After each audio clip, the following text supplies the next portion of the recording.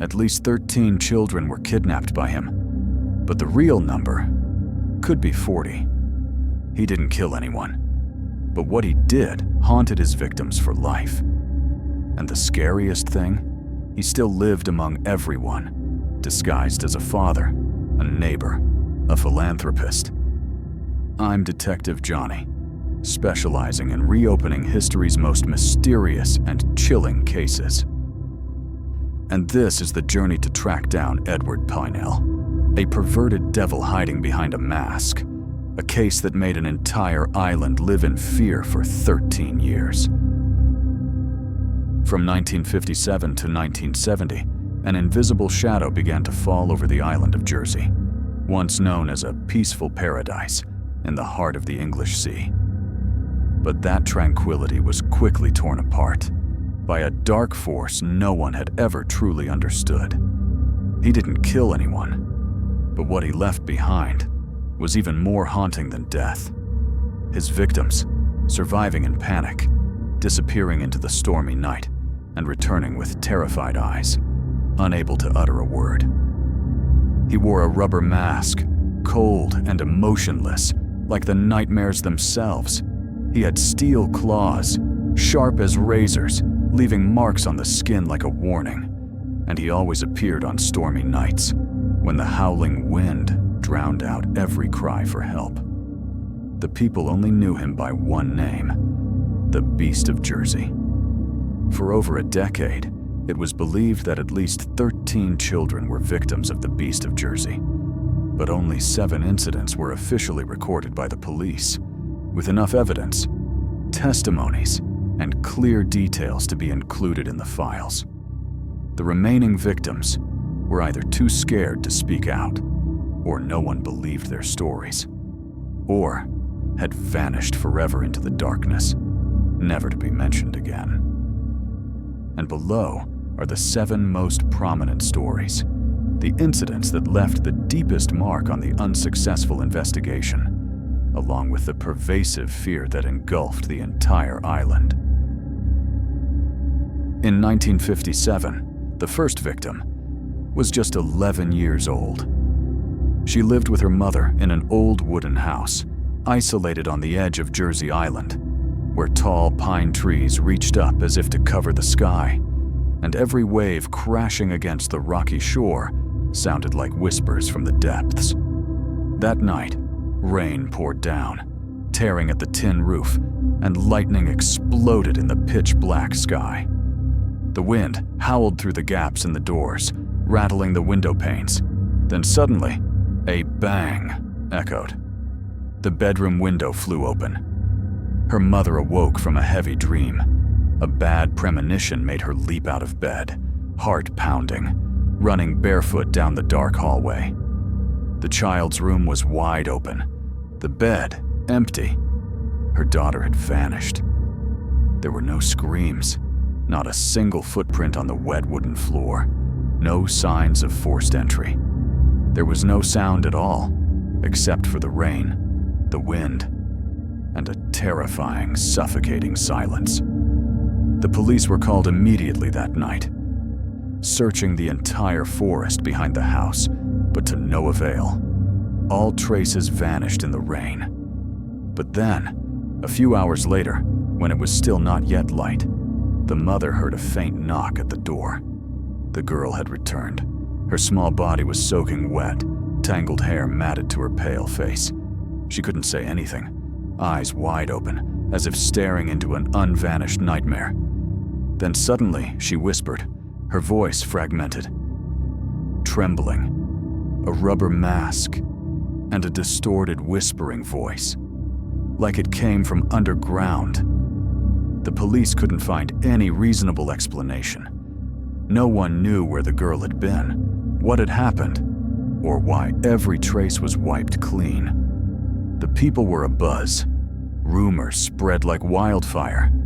Some said it was an evil force from the deep forest. Others believed it was a ritual of an underground cult. But no one expected that. This was just the beginning. In 1959, 2 years after the first disappearance, the people of Jersey Island slowly began to recover. But they didn't know that. The horror was only temporarily dormant, like a predator waiting for its moment. This time, the victim was a 9-year-old boy, living with his parents in a quiet residential area in the heart of the island, a place where everyone believed nothing terrible could happen, especially since every door was locked tightly each night. But one June evening, seemingly as peaceful as any other day, the family heard strange noises from the boy's bedroom. When they opened the door, they froze. The boy lay unconscious on the bed. His hands were tied with old rope, wrapped many times around his small wrists. His face was pale, his breathing ragged. But the strangest thing was, the window was still closed, the front door was still locked, and there were no signs of forced entry or break-in. He was taken to the hospital in a state of panic. When he woke up, he couldn't cry. He didn't scream. He only trembled and whispered, his voice breaking with sobs. He wore a long cloak, like those priests in church. His hands were ice cold, like metal, and he kept whispering, repeating a sentence.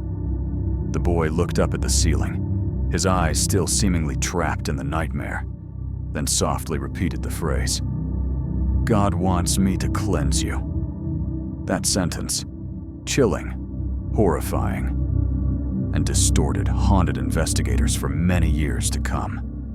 The police thoroughly searched the entire house. They checked every lock, every door, every window. Still the same. Not a single trace, not a single explanation. Only a child remained, with wide eyes full of terror, and an island that was beginning to understand what was lurking in the night was no ordinary person. In 1960, around 8 p.m. that evening, a 14-year-old girl walked along a narrow, dark, and deserted country road. A cold wind swept through the trees lining the road, rustling her thin skirt. She had just left a friend's house, only a few hundred meters from her own. But she didn't know that. Darkness was waiting ahead. Suddenly, the grinding sound of tires on the wet road echoed from behind her. A car braked sharply right at the roadside. The door swung open. A man wearing a rubber mask lunged out of the darkness. Before she could scream, he covered her mouth, forced her into the car, then sped off into the night like a nightmare, passing in an instant. He didn't take her far, only about 2 kilometers, to an abandoned house deep in a field, where there was no electricity, no people, no signs of life. Only the faint tapping of rain on the rusted tin roof, blending with the howling wind through the decaying walls. In the dim light of a small flashlight, she was tightly bound with parachute cord, her limbs numb. The smell of damp, metal, and sweat mingled in the suffocating air. He stood there, behind the tight-fitting mask, like an emotionless creature, then began to read from the Bible. But it wasn't a normal Bible. The words were distorted, reversed, deformed into a bizarre language, as if he was preaching some kind of dark faith. The girl couldn't remember how much time had passed in that abandoned house. She only knew that night, time seemed to stand still. And then, as dawn broke, he untied her, without a word, pushed her out the decaying door, leaving her in the cold, empty field, as if nothing had ever happened. She was found a few hours later by a farmer. Her body was freezing, exhausted, and so panicked that she dared not close her eyes to sleep for many nights. For the first time in years, the police had to admit a terrifying truth. These are no longer isolated incidents. A dangerous predator is lurking in the shadows of Jersey Island. In 1963, in the dead of night, in a small room decorated with stuffed animals and pale pink wallpaper, a 10-year-old girl was sound asleep. Outside was thick darkness, unusually quiet. a deceptive quietness, as if the entire island was holding its breath, waiting for something terrible to happen. And then, it did. The girl suddenly woke up. No sound, no nightmare, just a vague, yet chilling sense of unease running down her spine. The air in the room was heavy, as if someone had just opened a crypt door. The wind wasn't blowing, but the curtains swayed gently, as if someone had just glided past. She sat up, rubbed her eyes, then turned towards the foot of her bed. There was a man sitting there. His face was slick, like snakeskin, and his hands had claws. Her account afterwards was fragmented, disjointed, trembling as if she was still reliving the nightmare. When her mother rushed into the room, the girl was still shaking violently. Huddled in her blanket, mumbling incoherently. It took hours of being held tightly in her mother's arms for her to gradually calm down. But what horrified the police most wasn't the child's story. It was the room door, still locked from the inside. No scratches, no signs of forced entry. Not a single sound heard during the night. No one could have gotten in. But clearly, he had been there. Who was he? How did he get in? Or was he even human? At this point, no one on the island dared to sleep without thoroughly locking their doors. Parents told children not to sleep alone. Night lights illuminated entire neighborhoods. And the name, the Beast of Jersey, began to spread like a curse, whispered in every night wind, and in the fear of the entire community. In 1964, one autumn night, the entire southern part of Jersey Island suddenly plunged into darkness. A power outage, they said.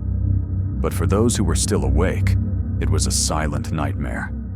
The sky was pitch black. No lights, no stars, no moonlight. Only the wind howling through the trees and the pounding of hearts in chests.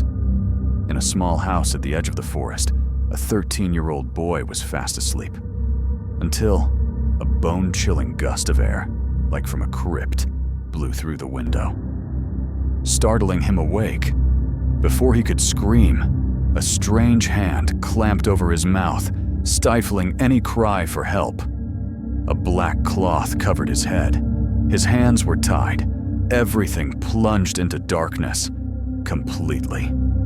Several hours later, before dawn could break, the police found the boy huddled in a desolate field, over a kilometer from his home. His clothes were covered in mud.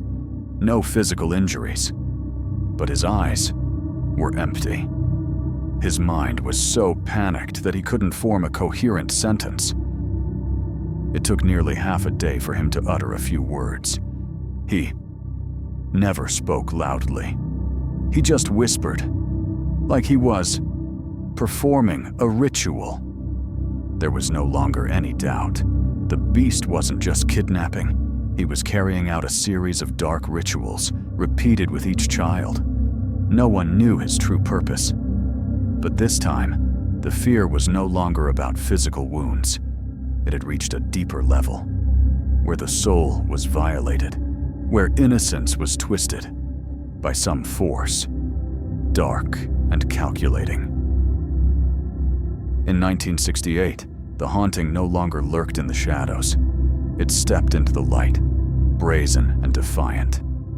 2 attacks occurred just weeks apart, and this time, they left undeniable traces. The victim was a 15-year-old girl. She was home alone, her parents out. A quiet evening, like any other normal night. In the bedroom filled with posters and school diaries, a place where every teenage girl believed she was safe. He arrived. No sound, no signs of forced entry. The door was still locked. The window was still intact. And then, a dark shadow appeared in the middle of the room, as if passing through walls.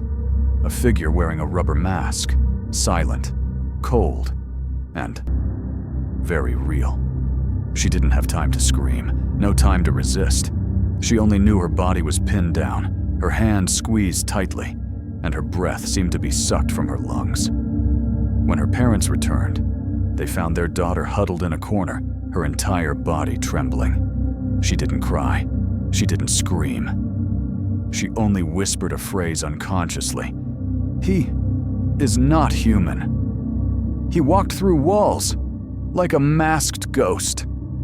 For the first time, the people of Jersey were truly panicked. The monster was no longer hiding. He was challenging them. He wanted them to know he could come at any time, to anyone's house, even when the door is locked, even when you are in what seems to be the safest place. Just a few weeks later, horror knocked again. This time, the victim was only 8 years old. Around 2 a.m., in a quiet residential area on the east side of Jersey Island, the little girl was sound asleep when she was yanked from her bed, abruptly, roughly, and coldly. There was no warning sound, no alarm, just a tight grip, dragging her out of the room as if pulling an inanimate doll. She couldn't scream, couldn't resist. All hope seemed about to fade. Then, a dog's furious barking echoed through the night. From the neighbor's house, a ferocious growl sounded like a death knell. The attacker paused. For a brief moment, he let go of the girl and vanished into the night, as quickly as a ghost dissolving into the wind. The girl survived. But from that night on, the whole family never slept peacefully again. 2 incidents in the same month. A teenage girl, a young child just starting her life. Fear spread across Jersey Island like an invisible plague. Police set up roadblocks everywhere, patrolling all night. Children were no longer left alone at home. Windows and main doors were reinforced. Night lights stayed on all night. But despite all efforts, he still vanished, leaving no footprints, leaving no sound, leaving nothing but an invisible crack in the heart of the community. People began to wonder, was this truly a human being? Or was it something beyond reason? No one suspected that Edward Paynell, the 46-year-old man with a benevolent appearance and a charitable heart, was actually the most vicious nightmare to ever befall the island of Jersey. He had everything to earn people's trust: a model husband, a devout believer, an exemplary member of the community. He attended church regularly, engaged in endless charity work, frequently visited orphanages, holding abandoned children in his arms like a compassionate father. He even personally renovated living spaces for the children, as if his heart was filled with love. In everyone's eyes, Edward was a light in the darkness, a symbol of kindness, someone everyone trusted, and most terrifyingly, someone they had once entrusted their children to. But when night fell, Edward Paynell was no longer Edward Paynell. He donned a monk's robe, pitch black and as chilling as night rains, carried steel claws, sharp as an executioner's blade, covered his face with a rubber mask, emotionless, slick, like the skin of a demon, and he walked in the night, wandering like an entity not of this world, stalking, breaking in, attacking, as if performing a ritual, evil, twisted, and full of superstition. A monster disguised as an angel, a devil disguised as a saint. And for over a decade, no one suspected him. One July night in 1971, on a deserted road at the edge of the island, police set up a surprise checkpoint, a routine effort in their campaign against night break-ins. A car approached, slowly, almost silently, gliding through the mist. The man inside, Edward Paynell, dressed impeccably, with a crisp shirt and neat tie, a face all too familiar, a man everyone had shaken hands with, a man everyone had trusted. But when the police asked him to open the trunk, the truth inside froze their blood. An old rubber mask, grotesque, reeking of sweat and fear. A pair of steel gloves with long, rusted claws, like the talons of a wild beast. Restraints, duct tape, handcuffs, an entire hunting kit, meticulously and silently prepared over many years. And finally, a tattered old Bible. But inside, every page was defaced, overwritten with distorted handwriting, filled with bizarre symbols, as if he were creating his own religion. There was no longer any doubt. The police had caught the beast of Jersey after 13 years of hunting in the shadows. When brought to the station, he didn't scream. He didn't deny anything. He just smiled, a chilling smile, like the last rainy night he had lurked in. And when asked, "Why did you do it?" Edward Paynell looked directly at the police officer without blinking and said in a deep, stone-cold voice, "I am an instrument of God. I came to cleanse." That statement was later whispered by the people of Jersey like a curse, a morbid incantation etched into the darkest memory the island ever bore. After Paynell's arrest, the police searched his house, and what they found in a small back room stunned the entire investigation team. It wasn't a bedroom. It wasn't a storage room. Instead, it was a worship room in the most perverse and twisted way imaginable. The walls were painted black, splattered with candle wax and ancient symbols drawn in white chalk.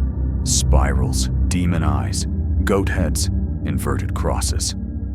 All bore the hallmarks of cults and mystical rituals. In the center of the room was a low stone table, like an altar, on which stood black candles, ceremonial knives, and a defaced Bible, many pages marked with red wax, handwritten in shaky script. In a corner of the room, a monk's robe hung silently, alongside the rubber mask and strange tools, white powder, unlabeled bottles of liquid, chains, feathers, animal teeth, and animal claws. His ex-wife testified that Paynell often prayed in this room for hours, especially on full moon nights or during seasonal cleansing rituals. He allowed no one inside, and when he emerged, his eyes were often bloodshot, his mouth muttering like someone possessed. At times, she even heard what sounded like children's moans emanating from within. But when she opened the door, she only found Paynell kneeling, drenched in sweat, amidst thick candle smoke. Another witness, who had come to the house to fix the electricity, recounted accidentally seeing a ritualistic circle drawn in dried blood beneath a rug, with the inscription Pagao Satna in the center, roughly translated as Piece of Satan. Police could not conclude which cult he belonged to, but it was clear that his actions went far beyond conventional religious belief. It reeked of summoning rituals, sacrifices, and spiritual control, as if he believed he was empowered by a supernatural force to commit unimaginable crimes. Edward Paynell was sentenced to 30 years in prison. The court couldn't convict him of murder because he never directly took a life. But that didn't lighten the sentence, because what he left behind was deeper than death itself. Dozens of victims, they survived, but they were never truly able to live again as they had before. Haunted, traumatized, plagued by panic for the rest of their lives. And the entire island of Jersey, once a peaceful paradise in the middle of the ocean, forever lost its sense of security. People locked their doors more carefully every night. The sound of the wind sent shivers down their spines. And they always looked behind them whenever they walked alone in the dark. Paynell died quietly in 1994 in a corner of a prison after many years of confinement, without a single word of repentance, without a single tear of regret. He didn't need to kill to be a devil. because sometimes fear is the most silent killer of all. Flipping through the crumpled pages of old files, I still can't forget the eyes of those children. Empty, soulless, as if their spirits had been stolen by someone in the rainy night. Paynell didn't kill anyone, that's true. But that's precisely what made him more terrifying. He left his victims alive. But it was a half-life, dragging themselves through the rotting memories of fear. I've been in this line of work long enough to see all kinds of monsters. But Edward Paynell was unlike any of them. He wasn't insane, not impulsive. He chose his time, his targets, prepared his rituals, and he believed he was an instrument of God. I'm Detective Johnny, specializing in reopening history's most mysterious and chilling cases. And if this story sent shivers down your spine, please like, share, and leave a comment. Subscribe to the channel, because the darkness still holds many untold secrets.